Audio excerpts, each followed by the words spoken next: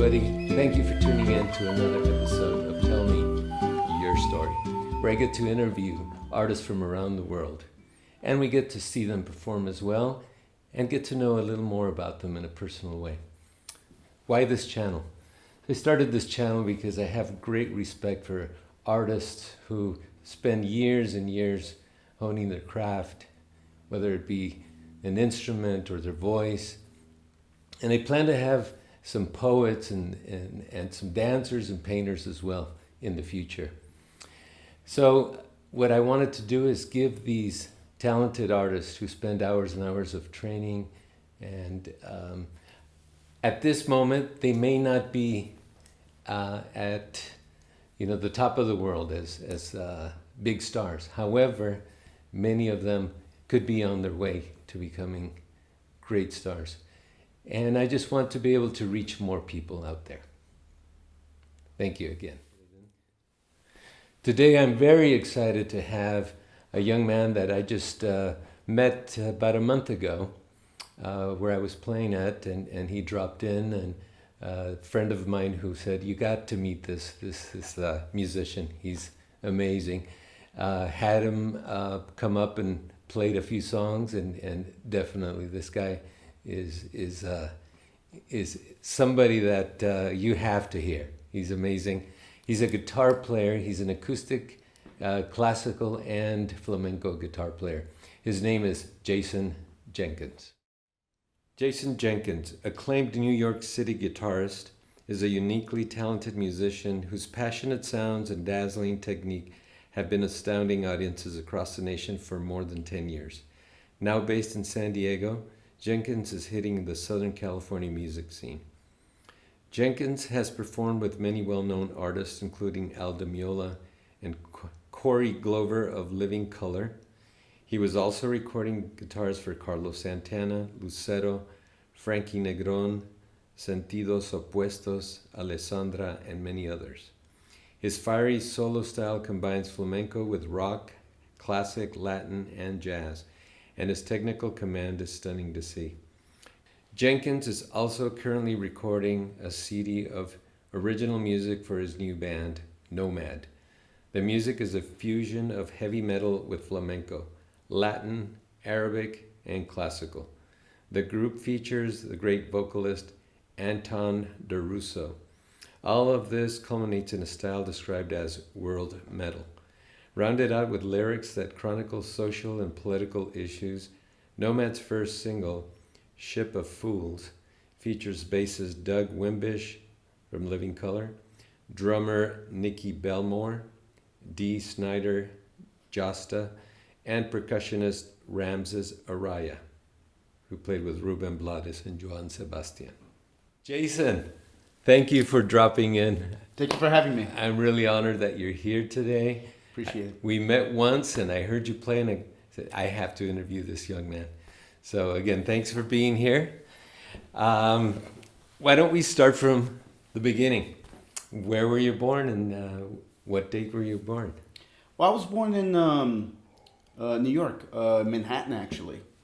I'm one of the few people from New York City that was actually born in Manhattan. Okay. Every person that you meet in New York, they were never born in New York. But I did grow up in the Bronx.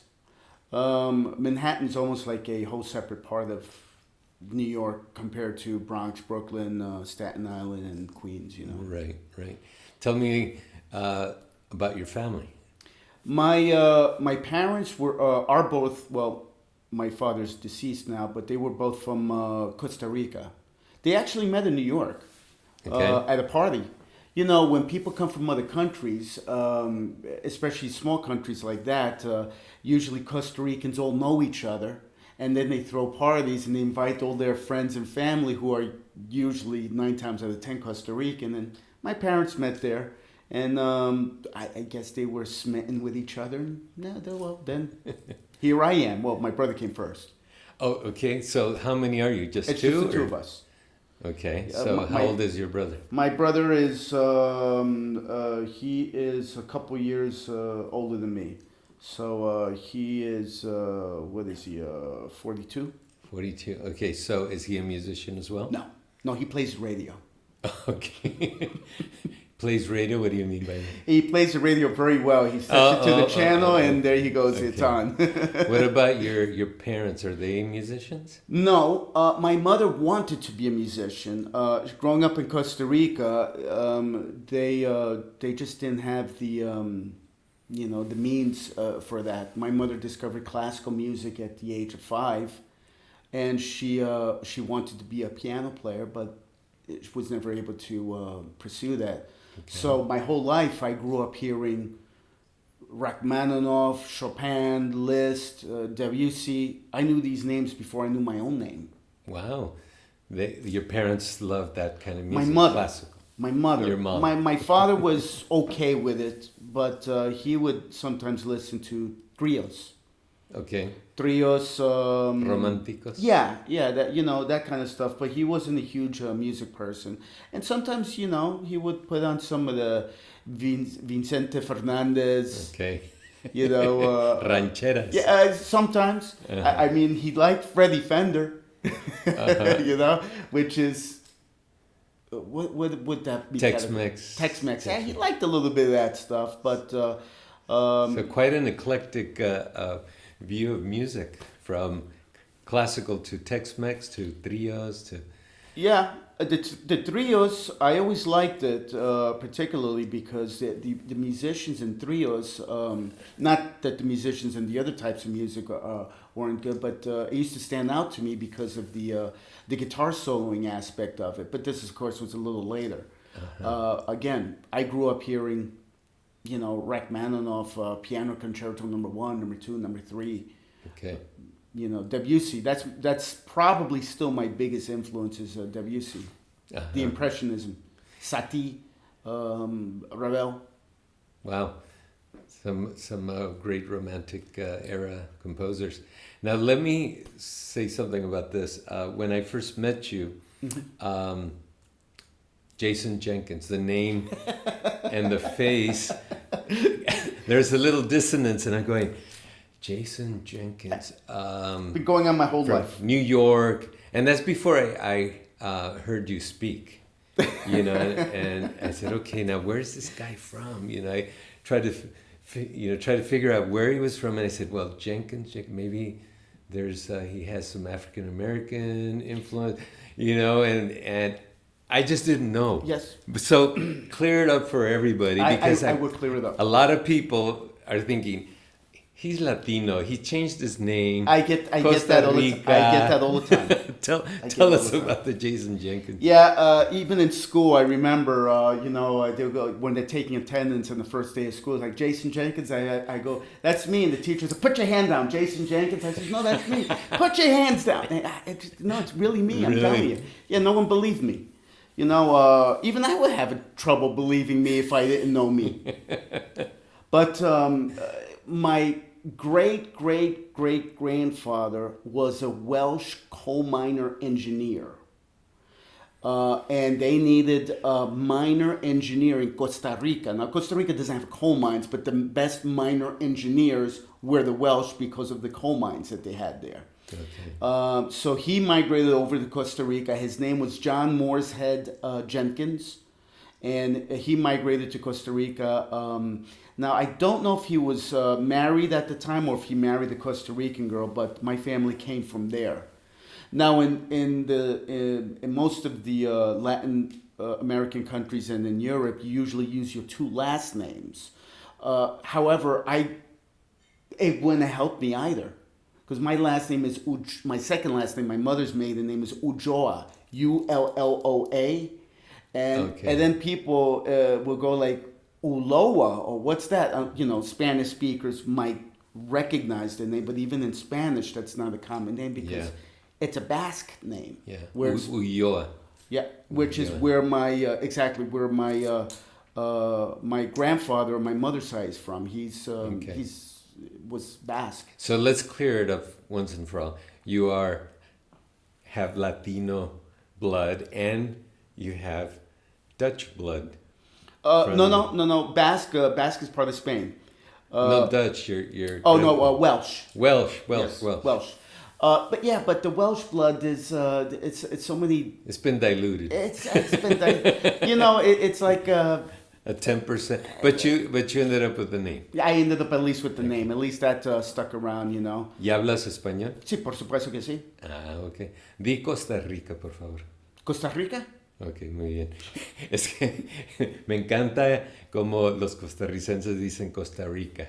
En lugar de como los que hablan español de México, decimos Costa Rica, ¿no? Yeah. Y ustedes Costa Rica. Costa Rica. Costa Rica. Well, yeah, well, and there's a reason for that. I mean, being the fact that I didn't grow up there.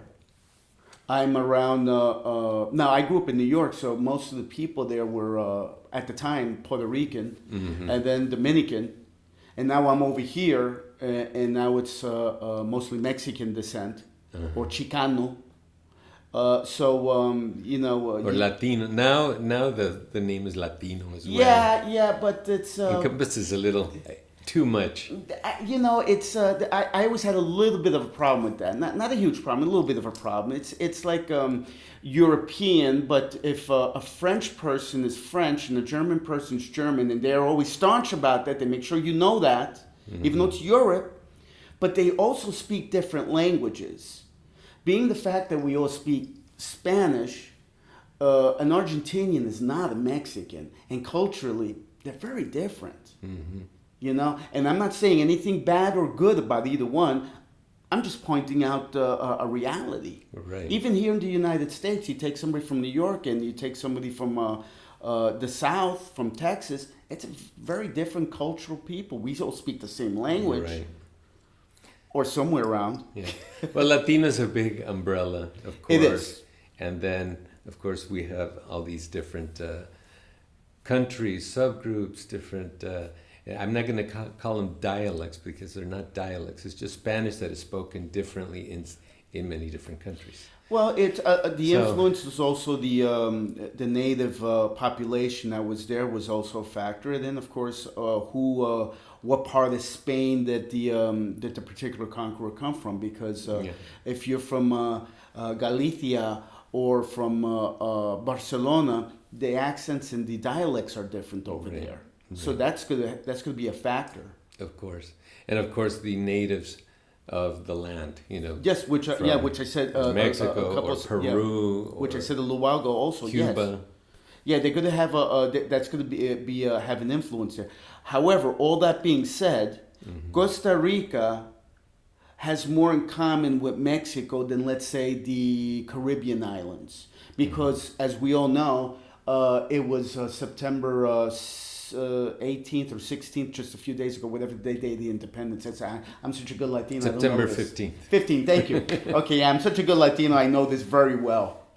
Anyway, so that also encompassed Costa Rica. Yes, Costa Rica, all of that Central America, yes, and they gained their independence at the same time as well. Yeah, so we eat tortillas.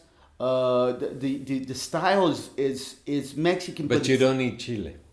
No, they do. They do? They do a lot. Oh, I didn't know that. Interestingly enough, when I spent time in Nicaragua, when I lived in Costa Rica, so every time I broke up with a girl, I would go to Costa Rica and live there for a little while. So it was always a great place to just forget and make new memories. But I would go to Nicaragua if I spent more than 3 months there to renew my visa. Okay. And I went out to eat in Nicaragua. I says, "Do you have any tienes salsa picante?" And they all kind of look at me like, "What?" Because in Nicaragua they don't do salsa or picante. Or Salvador. No, neither. Well, maybe I don't know. But you know what? We're veering off, and we're gonna create a discussion out there of Latino and Mexicano and Argentino. Let's delve into Jason. Yes. Let's talk about, so we talked a little bit about, where you were born, your family, the music that you heard when you were a young child, maybe, I don't know. When did you find love of the guitar? Well, actually it started with the trumpet. Okay. I started trumpet in school. Elementary? Elementary, Okay. yeah, I was about 8 years old. My brother started a year earlier on the trumpet. He didn't pursue it, but when I got into that grade, which was what, fourth grade, fifth grade, they gave me a trombone. And I wanted to do what my brother was doing, was playing trumpet. Okay. He never pursued it, but I continued, and I got to play trumpet. They transferred me over, and I took to it like I already knew how to play it. Nice, nice. How long did you play the trumpet for? Well, I mean, I played for probably a good 10 years. I still played, even though I was playing guitar, but what got me into the guitar, again, was the trumpet. So wait a minute, 10 years, that's a long time. Yeah, I mean, by the So time all through high school, then you played trumpet. Mm-hmm. Yeah, all Awesome. throughout, because it was in high school. My first year in high school, so I'm about 13 years old. Yeah. I had already wanted to play guitar, but the reason why was my teacher, who happened to be a trumpet player as well in high school. So I'm about 12, 13 years old. And he would pull up pasodobles, which is essentially bullfight music. Mm-hmm. And things like La Virgen de la Macarena, and the most famous version of that, I think, was from a Mexican, actually, Rafael Mendez, who had this unbelievable technique on the trumpet. And I liked all that stuff. And I was an inquisitive kid, and I wanted to know, why does that sound the way it does? And why am I feeling this? Because I didn't understand. It's like, even though I loved the classical and I loved all the stuff I heard at home, when I heard that, there was something that touched me here. And I can't explain why. Maybe it's because I have Spanish, some Spanish blood in me, I don't know. But I started to do the research, and it turns out that the influence of pasodobles was folk music from Spain. And folk music from Spain is flamenco. Okay. And so then I discovered that, and I found out flamenco was guitar-oriented music, so I started playing guitar. Okay, so that was the transition from the trumpet to Yeah, the guitar. yeah, but I was 13, and I still played in the orchestra in high school. Throughout my time in the high school, I just started playing the guitar, but more and more I started practicing more guitar than trumpet. Mm-hmm. So, yes, flamenco and all that, but did you start playing flamenco, or did you begin? I had no idea what flamenco was. I just understood that that's what I liked. And then it was just hearing Paco de Lucia, and that changed my life. So, how old were you? 14, 15? 13, 14 at that point. Okay, and that's when you picked up your first guitar. Guitar, yeah, I was 13. And then I was about 14, I think, when I first heard Paco de Lucia. And then I understood more what flamenco was at that moment. Okay, did you take lessons at that point? No, I didn't take any lessons until I was about 18 years old. And I only took a few months of lessons. Mostly I was copying the records. Now, throughout that time, you were still playing trumpet, Mm-hmm. and you were dabbling with the guitar, Yeah. just kind of picking it up by ear. Yeah, so but by ear, but I was also able to read music because I knew how to read music from the trumpet. Yeah. And I had started studying some piano as well. My whole theoretical base in music is piano. Okay. And I think if you went to college, you probably had to take a piano course too, so because that's you see everything there. It's very easy to understand harmony and melody that way. And so, where did you study piano and composition? I did and take all some classes with a piano teacher in the Bronx when I was living there, but in reality, I just went to a library and started reading the books in the library. Mm-hmm. And my reading skills was so-so, but I knew how to read the notes. I knew what notes they were.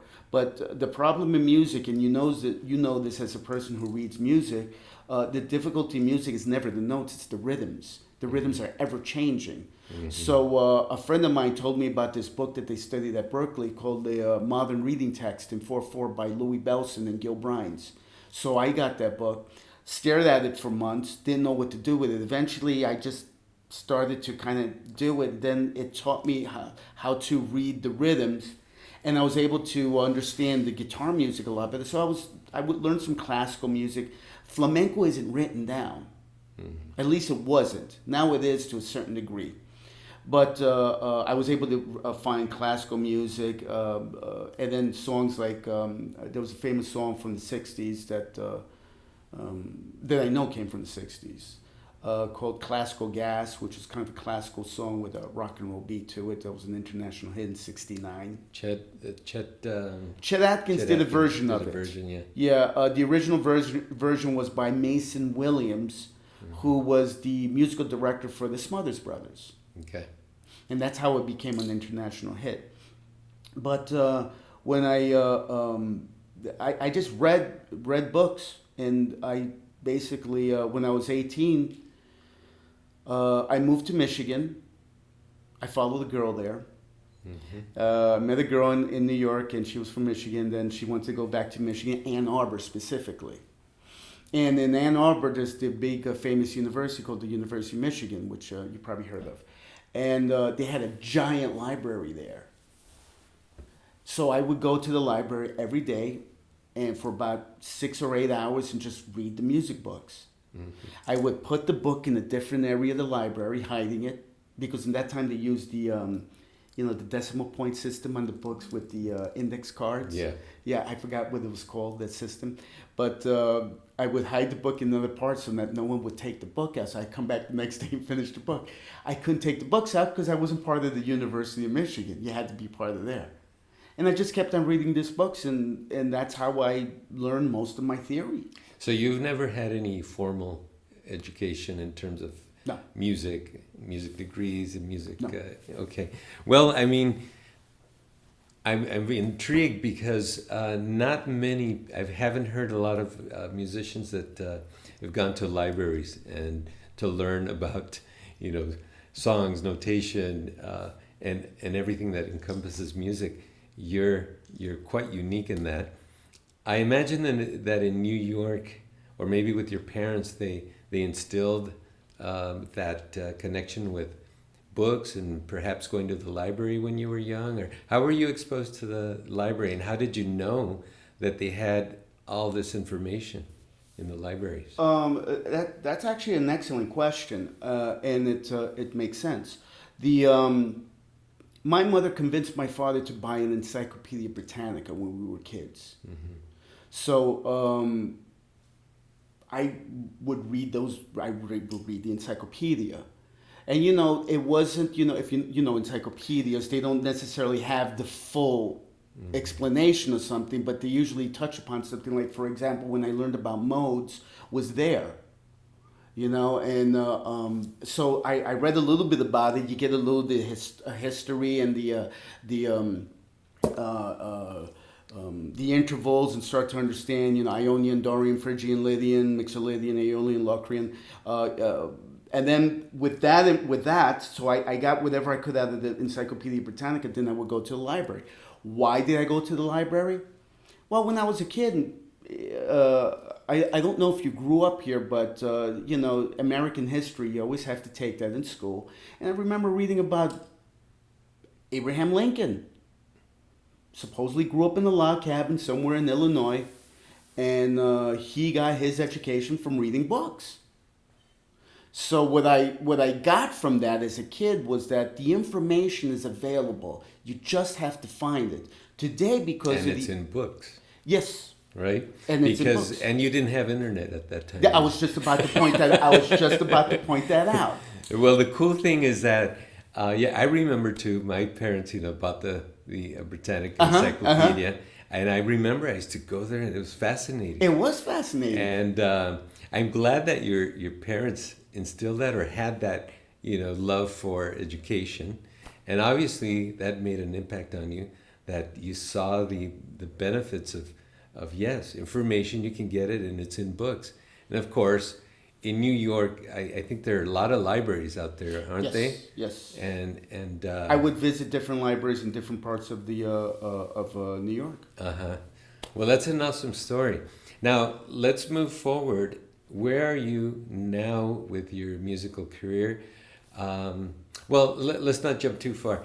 After that, when did you start playing as professionally? When did you feel that, okay, now I can face an audience and actually play? When did that occur? I was about 18. I was about 18 years old. So the first time I got paid, I still remember this, and I still remember how it felt. Because I was a little bit, honestly, confused. I was just like, how can I get paid for something I'm having so much fun doing? Yeah. I almost felt like, thanks, but no thanks, you know? But hey, we all But need I'll take money. it. Yes, yeah, we all need money, so I'll take it anyway, you know? I talked my way into a recording studio in New Jersey that was owned by Reggie Lucas, who was Madonna's first producer. He wrote the song Borderline for Madonna. And he opened up this big recording studio. And I talked my way in there to get a job. And I got a job there to be a recording engineer. So I essentially had to answer the phones and clean the toilets for a number of months. Yeah. But then I could play in the studio. Okay. So there was all these big artists coming in there to record, famous people. And I heard somebody would say, you know, we should get a guitar solo on this song. And I was like, hey, I play guitar. You're jumping up and down? I jumped up and down and said, hey. And I already knew the people because they've been recording there at the studio for several weeks. And I was at the front desk. And then they were like, all right, yeah, grab your guitar, come on in there. And it was a song for a very famous dance singer at the time named Adiva. I wound up doing her record, and next thing you know, it was released. Well, wait a minute. You did the solo. I did the guitar solo. I did one take, two takes. You know, I've been in the studio, and yes, it could be one or it could be.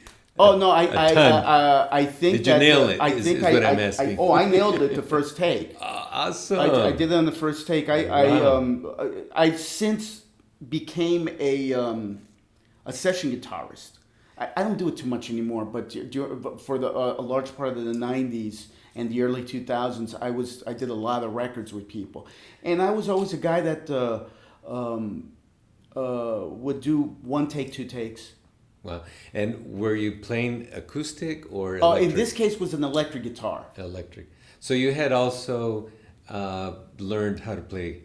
Yeah, electric. Yes, you didn't mention that. I got into. I started hearing the electric guitar stuff. Eddie Van Halen blew my mind, and how it did. He was doing an acoustic guitar solo on the second record called Spanish Fly, and he did it on a nylon string guitar, and that just blew my mind. I was already into Paco de Lucia, and then I heard that guy, and I was just like, wow. Then I heard Yngwie Malmsteen. He's a Swedish guy doing this heavy metal stuff that sounds like like violin. He would do like Paganini stuff, and on the Paganini and Bach in heavy metal style. Let me stop you right there, because in your bio, there's mention of you playing rock and also using the acoustic guitar, and that you also played with another group called Metalachi. Is that not Metalachi, the Outlaw Mariachi. Okay. Now, how the connection to Metalachi is that the two leaders of Metalachi left Metalachi and started a new band, and I was the first guitar player they had hired. So I played with them for a little while, and that was like a rock mariachi. Okay. So it was a lot of fun to do, but I just recently left the band. I'm trying to concentrate on my career, on my solo stuff, rather than being part of a band. It was fun while it happened. Sounds great. Now tell me where you are now. What are you doing with your career, and what are you pursuing? And also, what you would say, how would you describe your own style of playing? Because when I heard you, yes, there's flamenco, but there's also some rock influence, and also a lot of like lead type of stuff, you know. So help the audience understand that aspect. As I was saying before, Paco de Lucia was a big influence. I also liked Al Di Meola, John McLaughlin, Yngwie Malmsteen, Eddie Van Halen. I like Pat Metheny, Alan Holdsworth. I always thought music was kind of like food. and let me elaborate. In other words, I was never happy just eating Italian food or just eating Chinese food or just eating Mexican food. Of course, for the first month I lived here in California, all I did eat was Mexican food. But that's I digress. But so music to me, I was just interested in all different styles of music. I like heavy metal. I was also big on the fusion jazz. I like flamenco. My acoustic style, yes, it's not flamenco. I say flamenco a lot of the times because it's just kind of a means to an end. It's just Spanish guitar. People kind of do. Of course, they usually say flamingo. That's true. And I get a kick out of that. I'm like, yeah, okay. Yeah. Again, I just tired. It's a C, not a G. But anyway, but my flamenco style.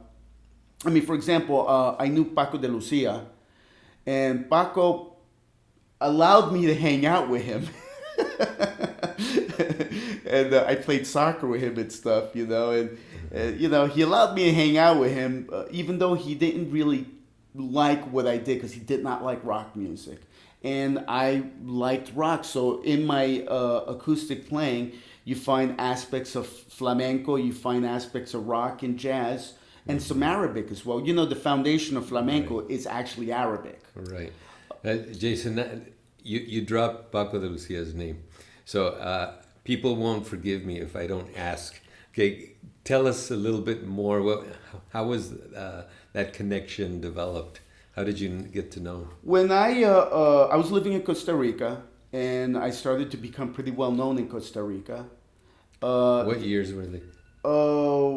This is the mid '90s. Okay. Mid to late '90s, and the newspaper had interviewed me at one point, and I was doing a bunch of shows all over, and then Paco de Lucia was coming to town, and the interviewer was going to interview him, and she says, "Why don't you? I would love to get you together with Paco and have the two of you meet, and let's take some pictures and stuff." So I went there. I got to meet him.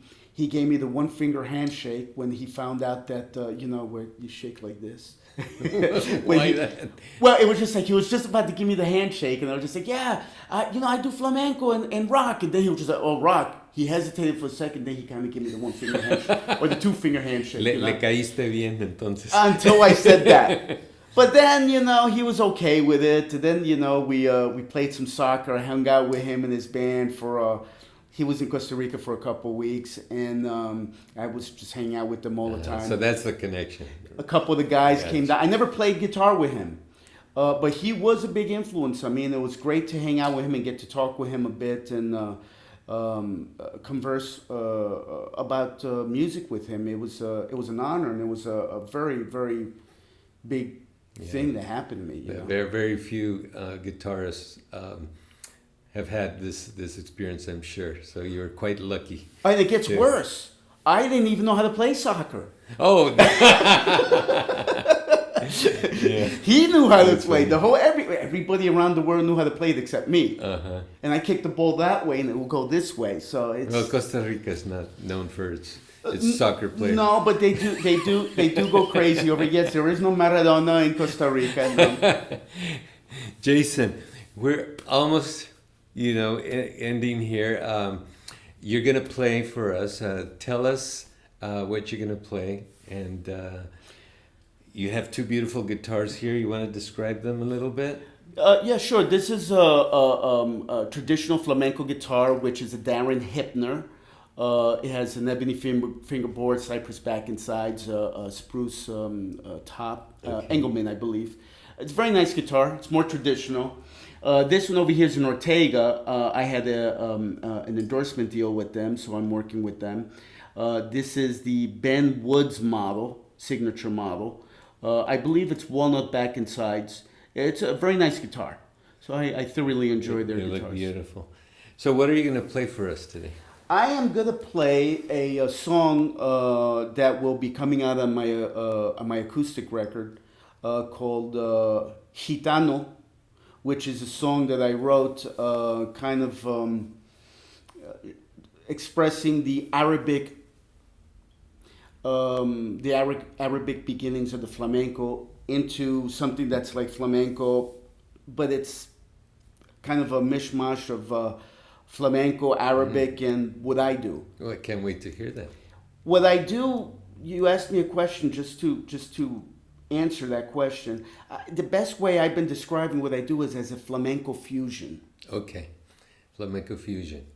And it's a fusion of flamenco, a little bit of rock, a little bit of Latin. Absolutely, Latin, Arabic. A little bit of Arabic, a little bit of jazz. Sometimes I like to try to do some more harmonic, more interesting harmonic movement in the music. Sounds good. Sounds good. Can't wait to hear it. Are you going to do one or two songs? I could do for the next song. Sure, I'll do a second one. The second one has a name. The name I gave it, I forgot. But it's a song that's an F sharp Phrygian dominant, and it features some of the techniques, the modern techniques that I picked up that probably would have pissed off Paco de Lucia if he saw me doing it. Do you mind if I step in and improvise a little bit with you? No, absolutely not. Okay, well, you let me know when you want me to come in, okay? Sure.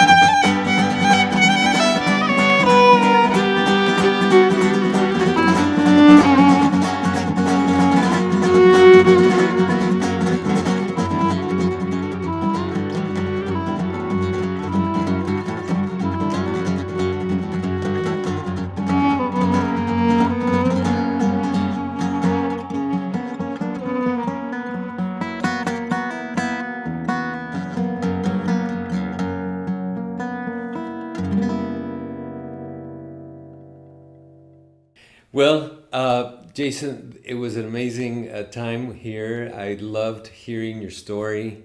I wish we had more time. Thank you so much for dropping in. It was a pleasure. Appreciate it. If you could look into this camera and let people know where they can find you, that'd be awesome.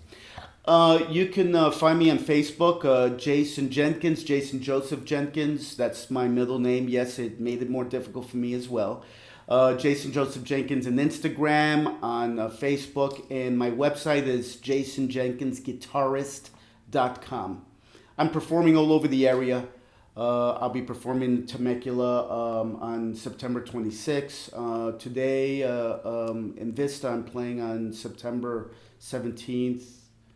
But this probably won't be out by then. In the Partake, the 18th, I'm playing at in Chula Vista at a place called Shake and Muddle. I'm playing in Carlsbad on the 25th or the 24th at Blue Water Grill in Carlsbad. So I'm performing all over. You can find my information always on Facebook, Instagram. Awesome. Thank you. Thank you. Folks, if you liked what you saw and heard today, please subscribe, like, comment, and share with others. There are going to be many, many more artists, and I hope you enjoyed today's show. I'm Diego Mondragon. This is Jason Jenkins. Thank you. Take care of yourself and each other. Thank you, everybody.